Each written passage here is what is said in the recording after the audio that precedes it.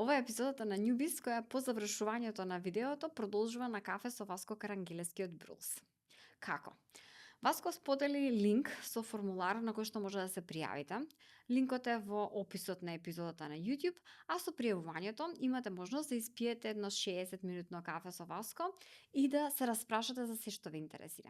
Дали можеби сакате вашиот бизнис да излезе од балканските рамки, сакате да извезувате во Европска унија, во Англија, во скандинавските земји, во Америка, сеедно. Или можеби имате потреба да се распрашате како да ги оптимизирате вашите процеси, било да се тоа продажни, било да се тоа оперативни, производствени и така натаму, или едноставно сакате да видите каков бил патот до успехот на Васко.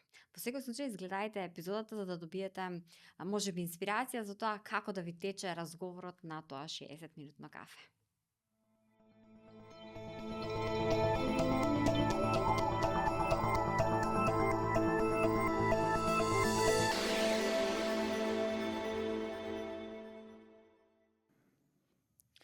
Васко, добре дојде во Newbiz.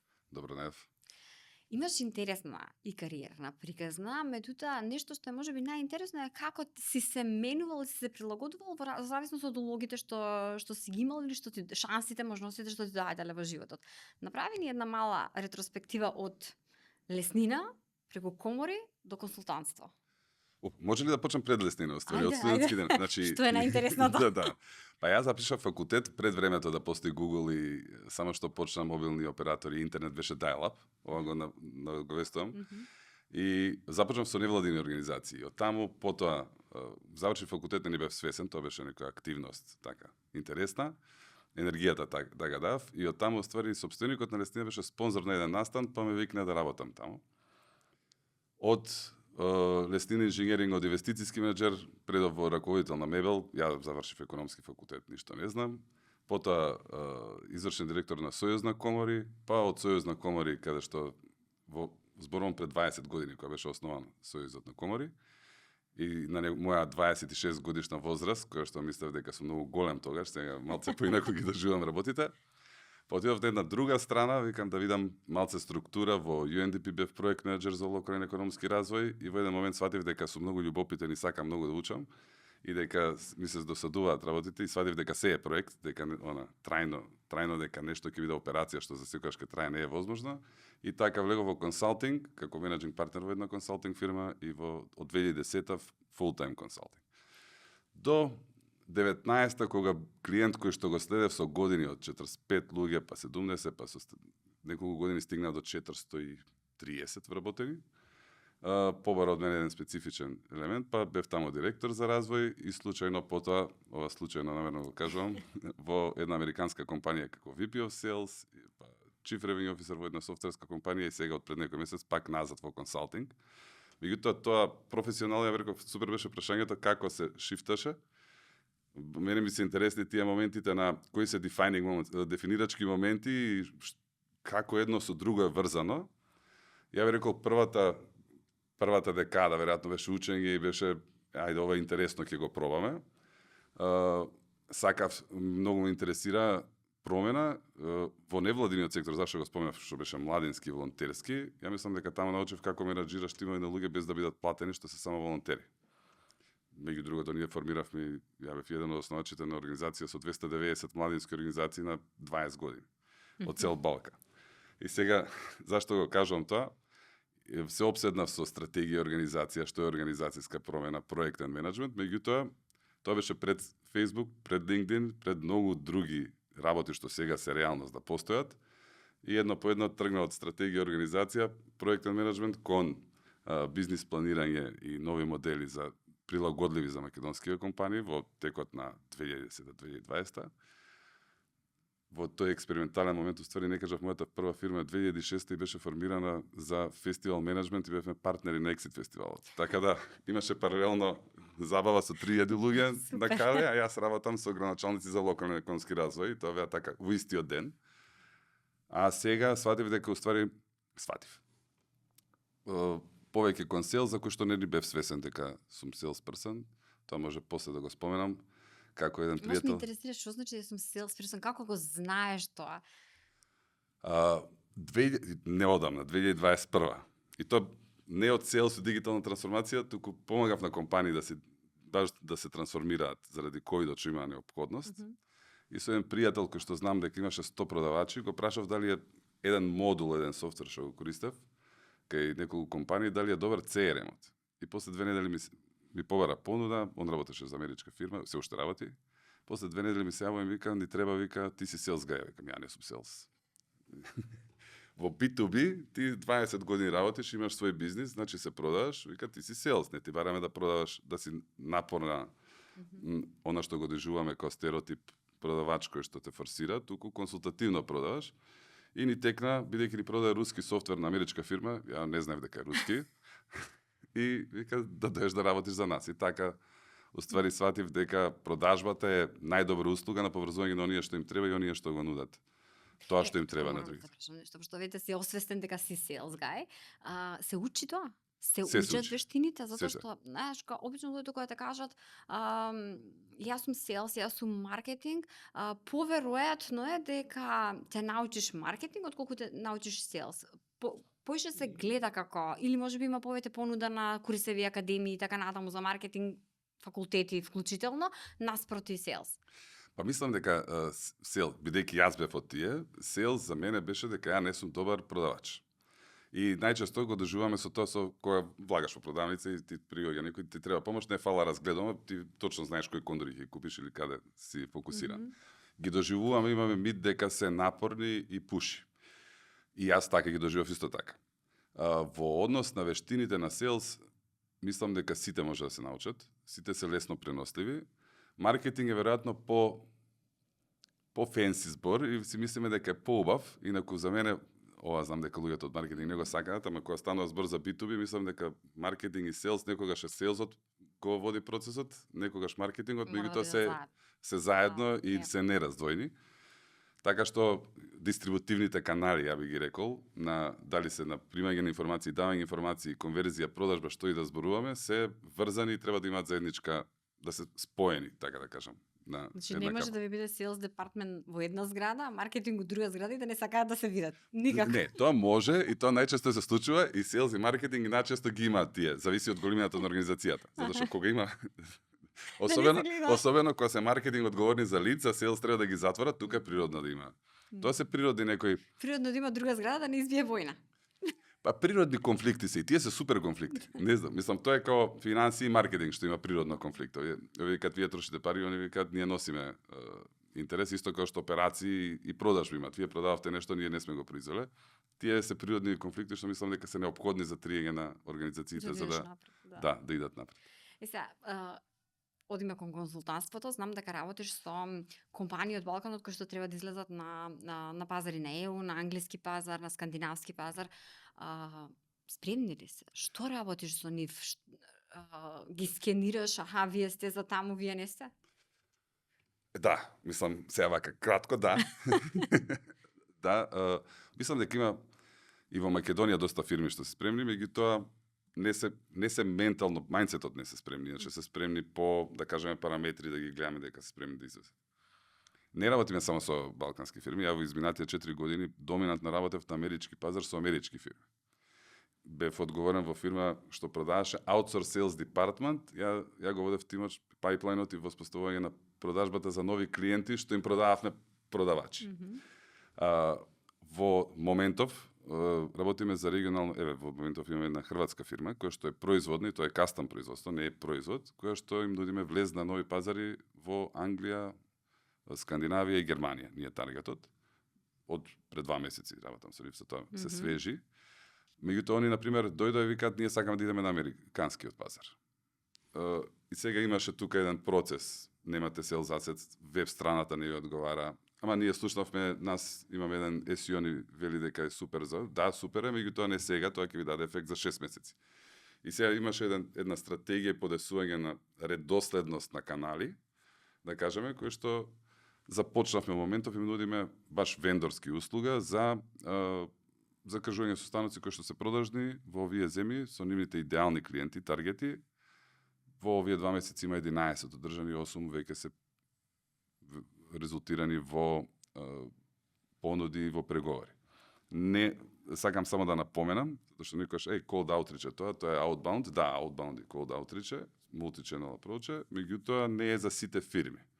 Секој канал си има своја карактеристика и не секој сектор или секој ниво на развој на фирмата тоа е магичното стапче како што е, не знам, сега иди на Meta Ads или иди на Google Ads или не знам, SEO оптимизација ќе правиме или контент само произведувај или само cold outreach, мислам дека тука тоа зависи од буквално од производот, од идеалниот клиент и од фазата на развој на фирмата, а во Македонија има такви многу со кои што мислам дека се уште малце тапкаме во место околу што можеме да направиме. Ако се радиш искуствено со сите оние со кои што си работел и направиш анализа што било пресудно за да успеат најбрзо што може, што било тоа? Неодамна направив преглед дека имам консултирано, јас и мојот тим, над 300 организации во изминативе 18 години консалтинг wise. Но надвор од овие извршни функции кои што се има. Пресудно мислам дека е спремноста, прво поставување на целта ви рекол, која е спремноста за промена и мислам дека 50% е мајндсет, не ги минимизирам вештините се многу значајни, мислам ако зборуваме за промена или треба стратегија, треба да имаш цел каде сакаш да стигнеш, треба да ги имаш системите на располагање и некој буџет и да ги постигнеш вештините. Вака се од организацијска перспектива. Меѓутоа мајндсетот на лидерот и на тимот, не само на лидерот, кој да е лидерот, не мора да е извршен директор или собственик, тоа може да биде и некој шампион. Што влече, да. Да, што влече во организацијата. 50% би рекол дека е мајндсет, 30% е системи и процеси, многу значајно, и 20% се вештините. Какви цели си поставуваат компаниите на Балканот? Прениски, преголеми? Зависи. Многу е голема дискрепанцата. Ако ја гледаме една компанија како зграда што треба да ја градиме. И сега зградата, нели, зависи од целта. Некој ова го кажува многу често затоа што он е собственик на ваков бизнис. Викам че и каков бизнис. Ако земеме кафичи има со 10 маси, има и некои кафичи што имаат 5 локации со по 150 маси. Не се исти операциите, не е истиот бизнис, иако формално во тој сектор. Прашање и имаме баш таква разлика и across the board. Значи ние имаме реално компании, AI е сега актуелна тема. Више не е ни актуелна, више е маст. Меѓутоа ние имаме компании во Македонија што 4-5 години веќе прават своји predictability и machine learning модели кои што ги продаваат надвора, ние не ги познаваме, што се микро. Од друга страна имаме компании многу често, например, вака како objection предизвик што го срекам кај македонските компании тоа е теорија. После да, тоа е by the book, ние сме посебни. Не викам дека не се и сметам дека сите треба да бидат адаптирани. Меѓутоа, ова сакам да кажам во однос на зградата. Градиме бизнис. И сега има цел, да кажеме, собственикот или инвеститорот од фирмата. Консултант или може да биде надворешен или некој внатрешен од фирмата е архитектот што го дизајнира, така. Меѓутоа архитектот не е тој што ги спроведува. Имаме архитект, имаме вендори, ја викам, спроведува електрика, не знам, водовод, така натаму. Меѓутоа има специјалиста што поврзува разводна капа за струјата, не е. Тоа е и сега истото тоа важи во, мислам, и во сите организации, и во маркетинг, и во селс, и во операциите, и во менеджментот, како трите дела што сочинуваат секој бизнис. Малце општо ти одговорив. Што им доаѓам јас кај тебе, имам компанија, да речеме, имам цели дека сакам да извезувам, доволно Европска унија не е. Тоа ми е целта. Што те ми кажеш прво? Што ми скенираш прво на компанијата? Што детектираш онака во првиот скен, за да видиш чекај се има ли смисла ова што го сака или забегува? Добро.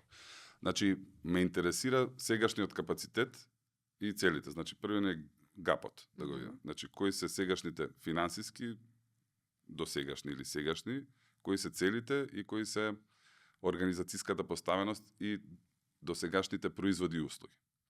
Зашто го кажам? Бидејќи има и заситени, тоа е првата фаза. Ако зборуваме баш сакам да продавам, имам и прашалник кој што викаме добро, кој ти е сега малце имаме и подетален прашалник некогаш. Например, кој е во продажбата ме интересира кој е lifetime value на идеалниот клиент, кој е customer acquisition cost. Од тука почнуваме. Како продаваме, дали е B2B, B2C, B2G. Значи јас повеќе сакам со B2B ми е по комплементарно, иако сум работел и во други сектори. Мислам во доминантно да кажеме B2B. И потоа иде на психонометрика на клиентот, колку го разбираат клиентот, какви канали користат сега, бидејќи има, пример ќе ви кажам, ние сакаме да се прошириме добро. Веб страната е неажурирана, не ја представува добро сликата. Нема sales assets, нема брошури, нема case стадија. Без оглед, тоа би беше случајот со Хрватска, што спомнав, да не ја кажам. Меѓутоа во еден момент видов дека они се 15 години чисто на реферал. И во Македонија, мислам дека и тоа е главен ментален предизвик на компаниите, затоа што се е директна продажба, еден на еден во живо, или преку препорака.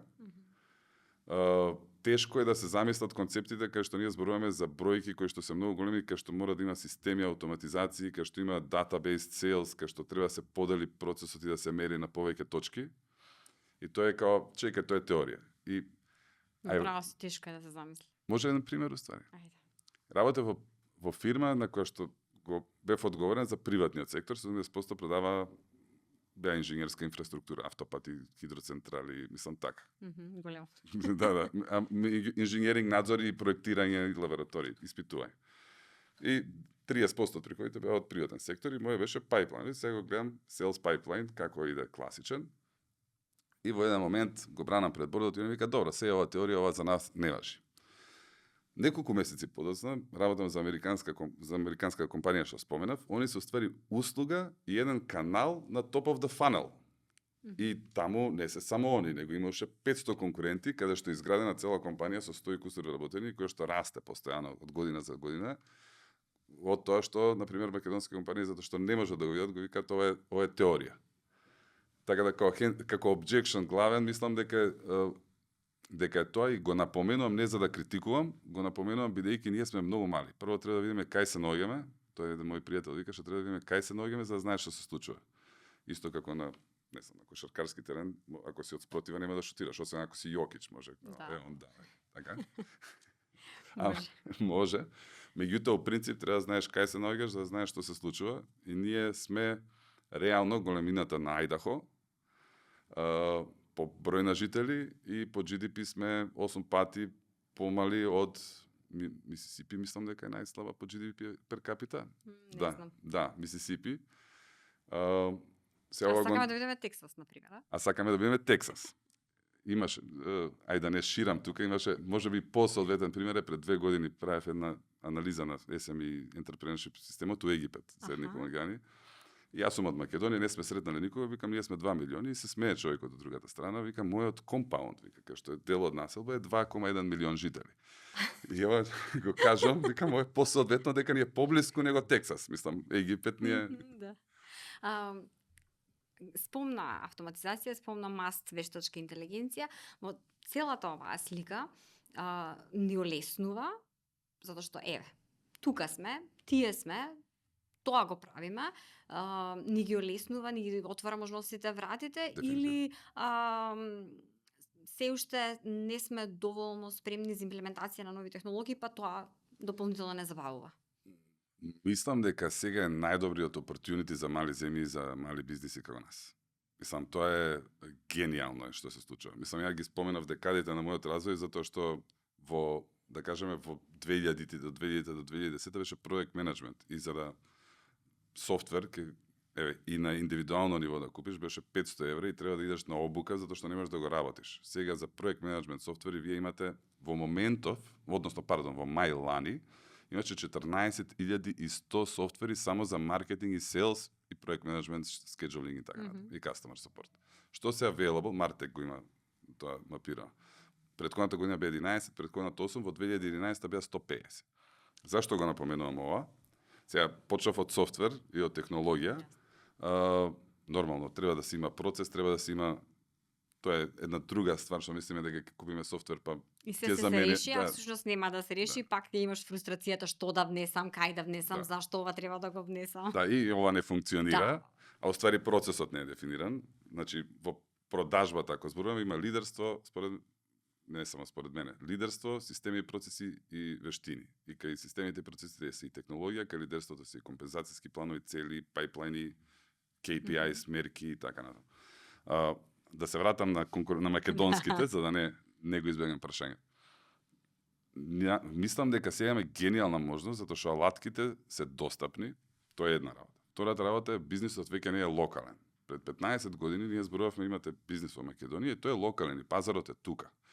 Сега пазарот е огромен. Да, има производи кои што имаат радиус на испорака, не можеш патиџани свежи да носиш во Австралија, можеби, меѓутоа можеш да носиш ајвар во Австралија, така. Да, слова. Така што пазарот е достапен, конкуренцијата е зголемена и јас би рекол само за тоа треба да се убрзаме малце, затоа што не сме само ние во игра, туку се цел свет е во игра. Мислам дека новите генерации без оглед во одреден момент јас си викав чека овие 20 годишни не го поминале патот ја што сум го поминал на 20 години, меѓутоа нивните можности и ум е малце поотворен, зборам за оние 3% што се амбициозни, секако се 3 до 5%. Јас знам, мислам ние имаме македонски основана компанија која што за 21 месец направи 4 милиони annual recurring revenue, значи годишен приход од преплата. Двата основачи се денеска 25 годишни. Така што од една страна имаме такви примери во Македонија, од друга страна имаме моја и постара генерација, да кажеме, на менаџери кои што викаат тоа не е за нас. Големите мислам дека се прилагодуваат, што работат глобално и си ги купуваат тие системи. Меѓутоа најосновното, со многу ефтини пари, многу може да се заме. Ако сакаш пример, кажи ми пример, затоа што мене 100 примери ми текнало. Кажи пример кој ти текнува, кој ти е најсоодветен. Па, има многу. Еве, ајде да не биде во продажби во маркетинг, има една лани го имав тоа, една компанија се мачи, има градежна, не е градежна ствари, они се проектанти во машинство и така, специфична категорија. Има голем број на мали проекти кај што ми требаше 4 дена да се воведат. И со еден софтвер кој што ги кошта 1,5 плата на човек годишно, они успеа да го намалат денот на воведување на проект. Во секој момент има 60 до 80 проекти. Од 7 на 2 дена. Wow. И сега тоа колку е заштеда на компанијата. За тоа го воведоа. Ствари сега се трета година веќе го користат. Неодамна разговарав, викам како го користите. Сега викам ние успеавме да отвориме и 6 нови земји благодарение на тој систем бидејќи ни овозможи контрола и на вработените и на менеджментот да имаме поголем преглед на теренските проекти. Таков софтвер пред 15 години би бил SAP или не знам, Dynamics или некој си друг кој што би чинел во стотици илјади евра. Ова е трошок од $1,000 годишно, целиот софтвер за проектен менеджмент што го користат, кој што дополнително има и некои други модули како CRM, како онлайн продавници и така натаму. Ова што го спомна, треба да се забрзаме, да не дозволиме да го испуштиме возот, всушност оди во насока на тоа, не само можеби да ги купиме алатките, туку и да размислуваме што е тоа што може да се автоматизира, што е тоа што треба, а што е тоа што сепак ќе остане така автентично. Па и автоматизацијата е автентична. Тоа е традиционално, извини. Да. Вака за автоматизација има 2-3, затоа што е базворд, затоа што е популарен. Има 2-3 димензии, ја би рекол. Првата е дали подразбираме користење само на технологија или човек, тоа е едниот аспект и тука мислам дека не зборуваме само за алатка да се воведе. Јас зборувам за автоматизација, а второ е чекорите. Значи има редослед. Искуствено ова ми ја кажам. Првин треба да го воспоставиме системот, зборам процесот, да знаеме што мериме, кои се чекорите, што е прифатливо за нашиот тим, што има логика, потоа го стандардизираме, потоа го оптимизираме. Автоматизацијата би дошла во делот на стандардизација, не би дошла во делот на воспоставување. Нормално, алатки да, кои што имаат таскови и работи кои што нема поента да се прават рачно, кога може да бидат автоматизирани преку некаква алатка или преку некој процес. Има еден обратен овде ефект. Пример ќе кажам. Исто во фирма. Има процес кој што веќе ги надбина потребите. 8 чекори. Случајно, ја работев со нив и случајно го согледав, не беше ни дел од ангажманот.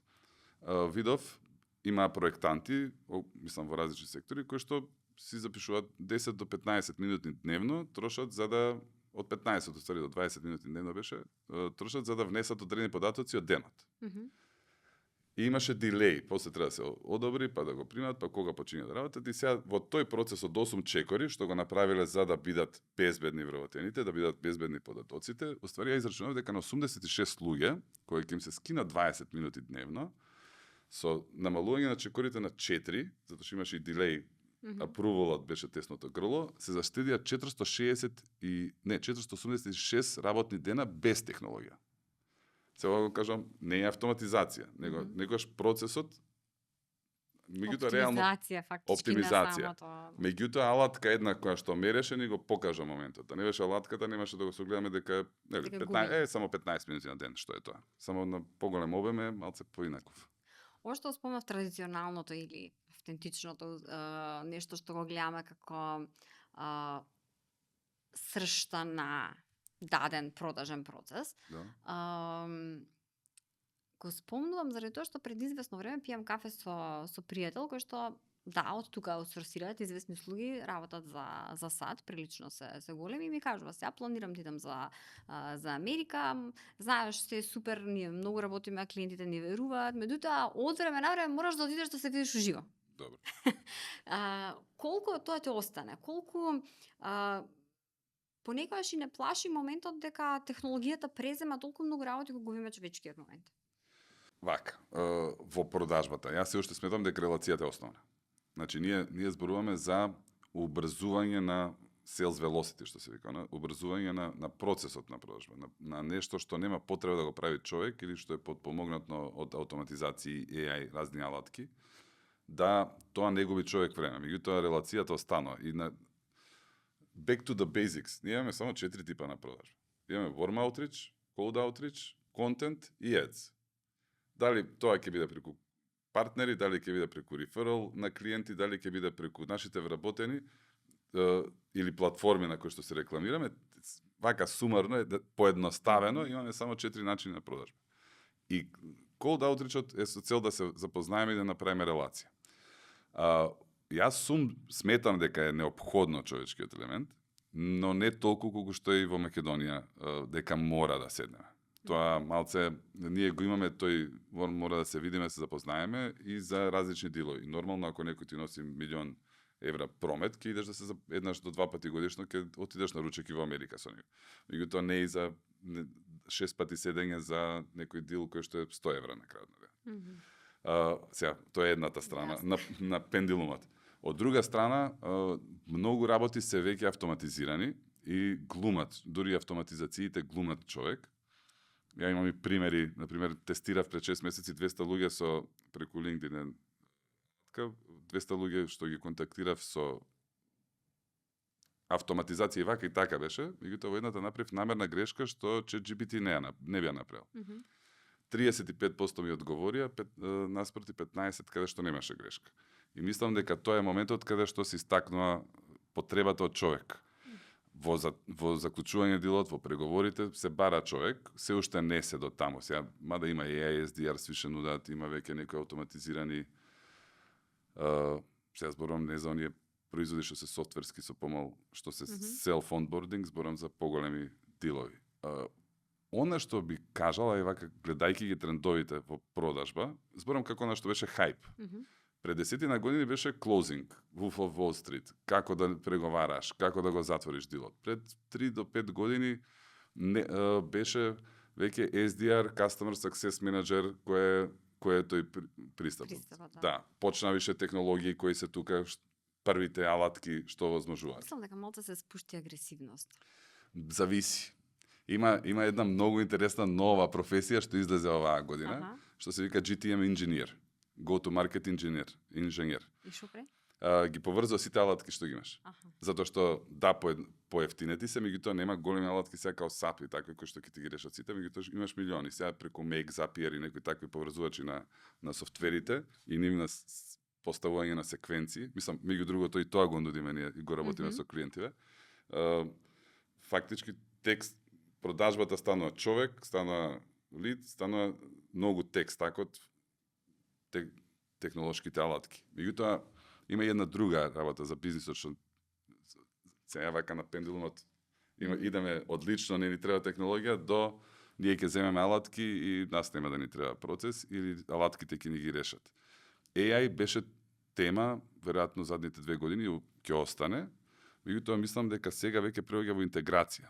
AI за година дена, мислам дека ќе биде на ниво на не си на интернет не постоиш, немаше AI, не постоиш.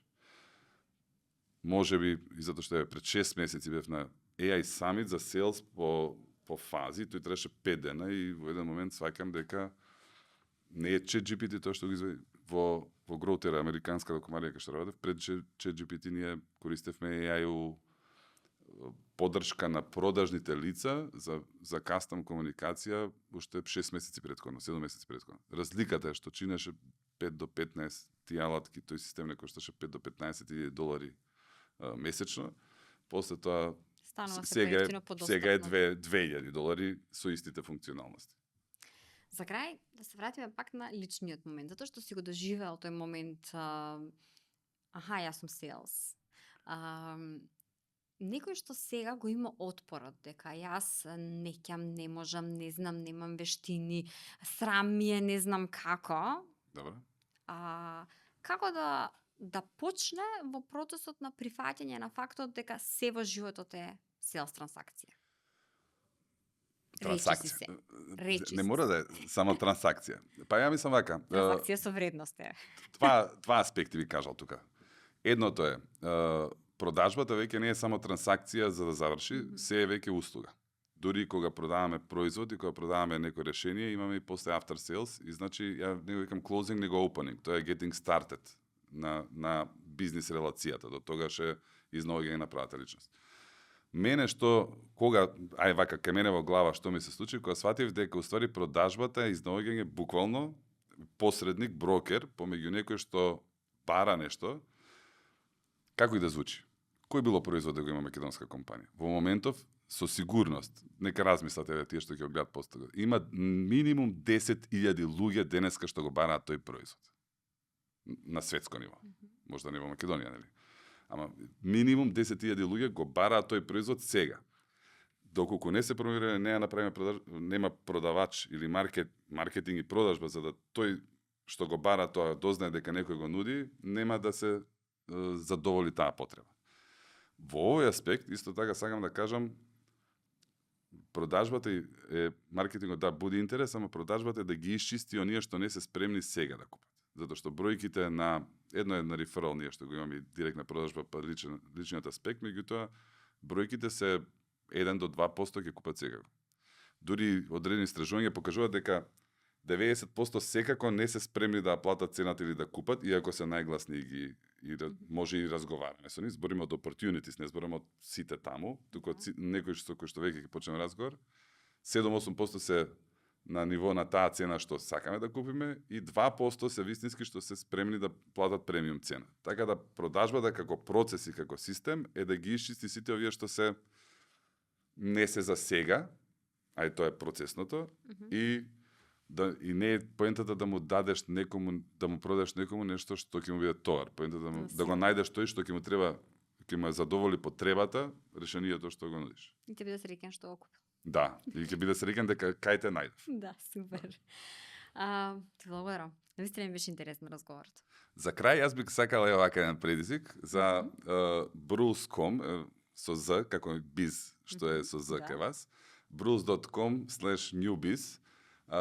Има еден формулар за 10 лица први кои ќе се пријават, еден час се што сакаат да прашат во однос на нивниот бизнис. Ако направат subscribe на Newbiz подкастот и го пополнат формуларот, е од мене поклон за првите 10 сопственици на фирми, еден час консултација за сите прашања што ги интересираат. Супер. Го ставаме во description на видеото линкот и брзајте пријавете се. Благодарам што. Благодарам.